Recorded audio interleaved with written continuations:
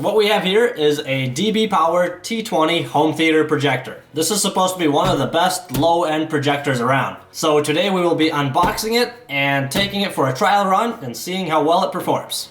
Without further delay, let's get the party started. So it comes really well packaged. It's not flimsy packaging, everything looks nice and professional. Just from the appearance perspective, so far so good. Comes with an owner's manual, and it looks like a huge manual, but really it's not that big. It's only like 4 pages long, but it's in 5 different languages. So it's a thicker booklet. Comes with a remote, batteries not included. I'm not exactly sure what kind of batteries are in here. Let's find out quick. And it looks like 2 AAA batteries go in here. The remote itself feels pretty flimsy, just cheap plastic. Though the buttons are nice and crispy. I don't like soggy, soft buttons. These crunchy, crispy buttons are awesome. I love this. Enough with the remote. It also comes with the power cable. And they also include an HDMI cable, which is awesome. I don't have to buy one of these now. And of course, the audio video signal cable.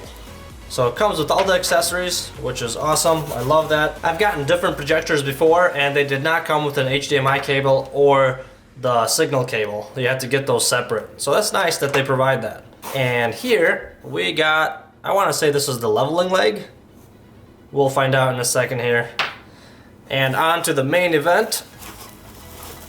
Here is the projector itself. This is a nice little case. I think I'll keep it. I'll put my projector in here when I'm not using it. But anyway, here is the projector. It's very light, not a heavy thing, that's for sure. And right off the bat, I really am digging this. The lens cover, so you don't get a bunch of crap on your lens. That's nice. And it comes on a string, so you're not going to lose this thing on your first day. Awesome. Like that. Once again, it has a bunch of warnings in, let's see, 1, 2, 3, 4, 5, 6 different languages telling you not to look in the lens while it's on. So it's probably a good idea not to look at the lens while it's on. Here we got the focus. And then we got the keystone, which is an awesome feature too. So if you're not getting a perfect rectangle, it's lopsided, you can use this keystone to even it out. That's nice that they included that. Let's zoom that back in. Here you got the controls. If your remote's not working or if you just simply don't want to use it. Just the regular power buttons, return or escape, menu, source, and then selecting buttons. Once again, these buttons are also nice and crispy. They press really easy with like a crunch.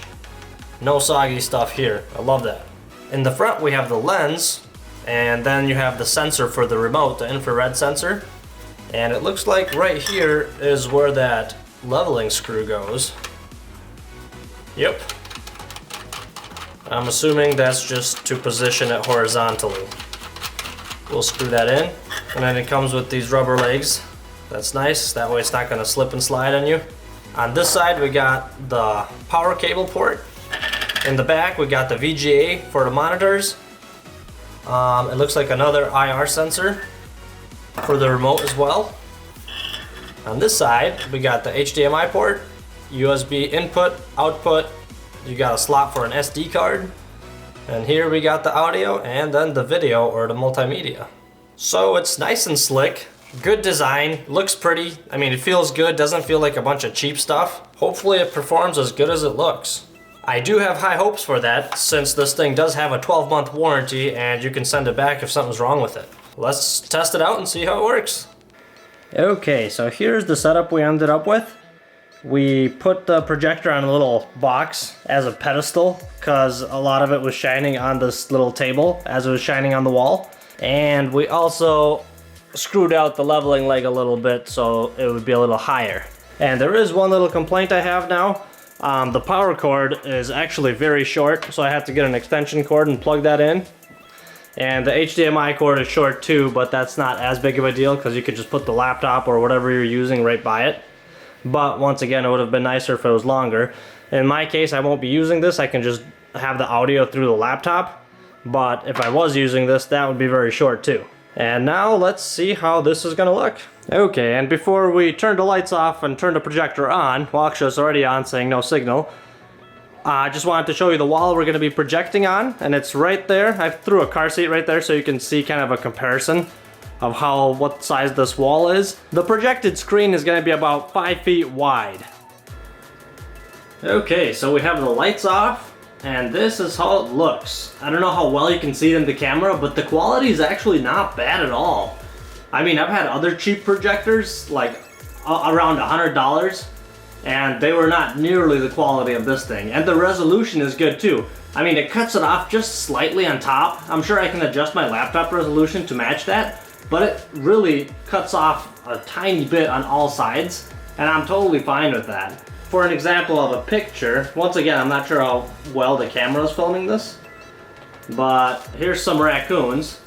The quality is nice on the wall.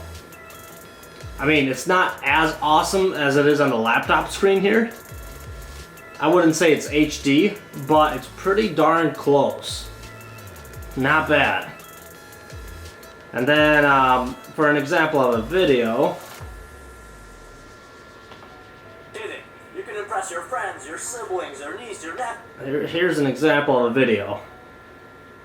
I picked one with nature background, and you know, actually this one looks really crispy. I would even dare say it might be borderline HD for the video. But once again, this is outside, so that probably helps it out. If it was inside where it's darker, probably wouldn't look as nice.